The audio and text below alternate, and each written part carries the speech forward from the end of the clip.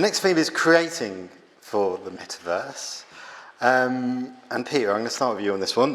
How do you become meta ready if you're a brand, or any brands here today, and set yourself up to effectively create better content, effective content, not just efficient content as well for the metaverse? We tend to think of it with two key pillars. The one is it's got to start with your audience, your community, your consumer, your user, and their reality, their truth, and where they are. That's hugely important. The other one is accepting that everything's going to change.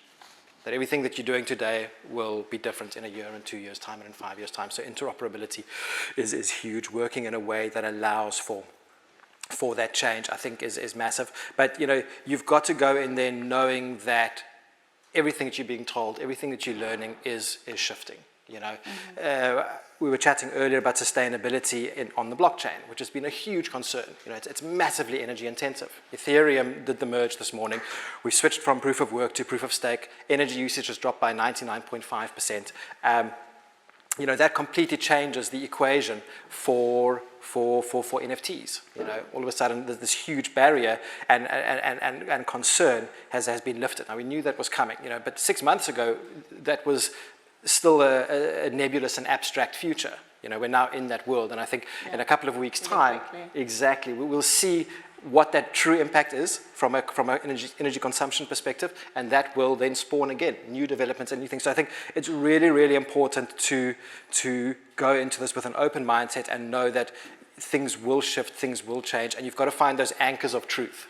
For your brand and for your community, first and foremost, and everything else can plug into that. Totally agreed. At EA, that's what we've really started to do. We've kind of not adopted the word metaverse till a little bit more recently. We've trying to break down these kind of micro trends when it comes to marketing and content. So things like hypertainment and blended realities, these things that basically require multiple touch points outside the traditional formats. We think about, what our consumers are coming to expect in terms of this content, but also how that coincides with their relationship with our different franchises. What's their relationship with the franchise? How do they currently interact with the franchise? And then kind of trying to fill in the gaps in that way. You need that kind of blend of the two. And now more recently, we're actually, exactly as you were saying, we're looking at the metaverse in terms of people's relationship with it. How will our players, what is our players' relationship with the quote-unquote metaverse? And that's what we're looking into at the moment. Very exciting. It's really interesting to see how you're building that strategy for the metaverse. People first, player first, always.